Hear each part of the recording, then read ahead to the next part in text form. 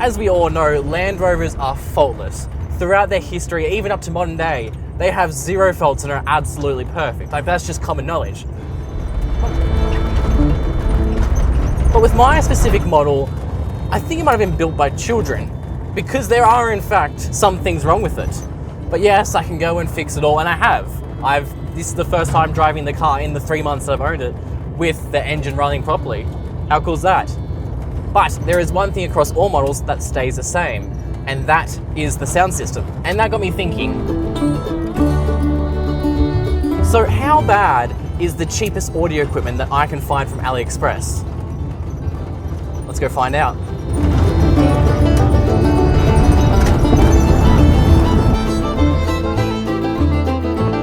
So, tucked away under whatever this thing is a $50 head unit that I got off TEMU, AliExpress, I know, my favorite place to shop.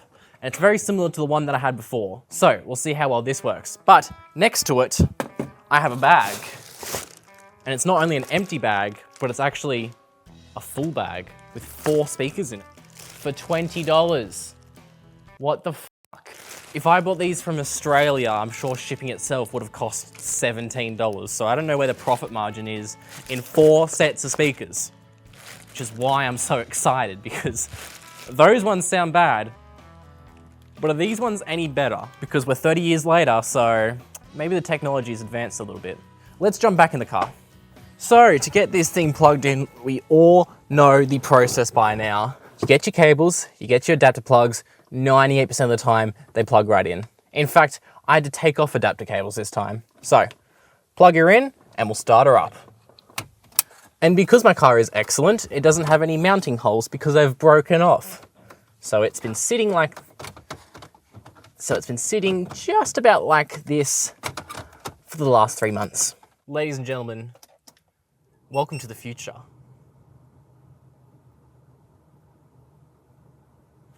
HD MP5. Shut up! So this is a wireless Apple CarPlay single DIN head unit. All I care about, right? It comes with a radio, because it's also radio, which I still haven't hooked up the cable for because I'm Generation Z and I only use Spotify. So, quick tour. We've got a radio station. It looks like that. I don't know how it works, but more importantly, if we go home, if we can hit the button, wow, Apple CarPlay, and a bunch of other things we don't really care about. So, now this is a screen that you'll get used to seeing very often. Why? Because I think there's like a 50-50 chance of the unit that they send you from the factory either works continuously and well, or works if it wants to. And guess which one I got? I got the model that sometimes works. It's actually pretty fine. There's like a 60%, what? There's a 60% chance that'll boot up and connect straight away first time. Like fuck you to Sony and all those people that are charging $700 for the head units. There's about a 30% chance that it'll connect. You just have to go back out and go back in, and it'll connect straight away, which is confusing, because why don't you just connect in the first place? And the remaining whatever I'm up to, it doesn't want to disconnect at all. Connect. Have I been saying disconnect? Oh God. It doesn't want to connect at all. Which to me is exactly the type of game that I want to be playing at 6 a.m. in the morning when I'm driving to work. Oh, do I have to disconnect it and reconnect it? I don't know. Ooh, exciting. Let me get connected up to this thing and we'll see how it works. Connect! Oh, just work. Why aren't you showing up? So now that we've got it all connected up, let's see how long it takes to respond to my movement. Wow! It took half an hour. I've actually fallen asleep in the time that it's taken to respond to that. That is terrible. Yeah, I don't know why manufacturers can't get the whole input latency thing right. Like, I think it's pretty common on modern cars too that it's just relatively slow. It's pretty slow, but it works, so that's a win. And instead of responding to the 57 messages, let's do a sound quality test. Oh, by the way, I left my phone on the bull bar as I was giving this thing a tune-up and took it for a ride to see how well it went. It went pretty well, but now my phone is smashed and there's a literal crack. I'm not sure what you can see, but I broke my brand new iPhone 17. Yeah. So, please watch this video at slow speed so I get more revenue. Thank you, guys.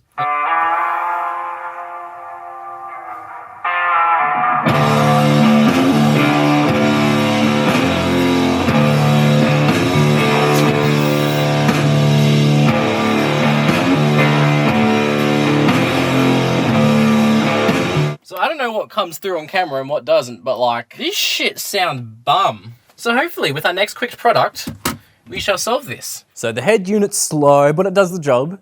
And it sounds comparable to a brand name one from Super Cheap Auto. And I know that because I've tested it up against a JVC one that Cameron used to own. So do what you want with that information. Just a tad bit quieter, which means it's delivering less power. Okay, onto the speakers. I haven't opened these up yet.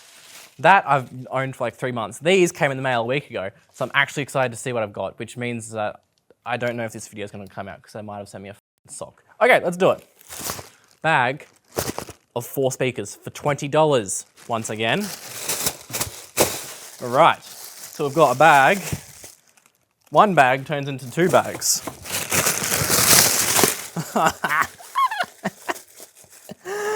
Yeah, oh my God. Oh, these look terrible. These look freaking terrible. Have a look at those ones. These are the Yinglang car audio for car system, 4-inch, 2-way, YH402. Apparently 100 watts max and 50 watts nominal with 4 ohm independence. And then a frequency respond. Not response. Frequency respond. English. Now Matthew, why have you gone for tiny 4-inch speakers that won't have any bass because they're 4 inches? That's because my car only takes 4 inches. So it's kind of Land Rover's fault. You know, before this video, I was like, they've got really good reviews. I'm thinking I might actually do something. But now after looking at the Yinglang car audio, I hope it's kind of starting to fail. So let's go swap out these ones for the Yinglangs.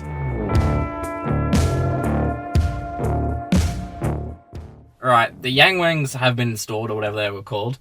Installation was fine, they're speakers, you plug them in, you go, woo, they're in. I have not turned them on, I have not listened to them, I replaced all 4. So let's see how bad this is. I'm actually expecting them to sound better, because I think the 30 years of difference in technology is going to make these speakers sound a world of a difference. Okay, please actually sound better, because these are tin cans. While you're at it, I'll just let you load in here with my head unit. So it looks like today we've got the please connect to your car stereo with your phone via Bluetooth button, but that's alright, we're just going to hit that button,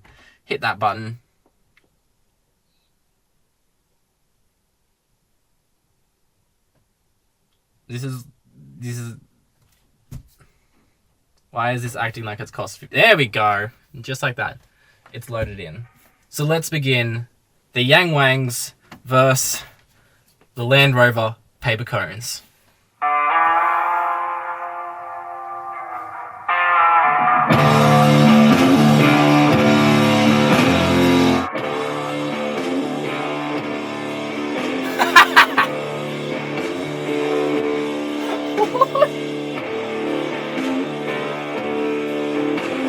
Oh, it's terrible.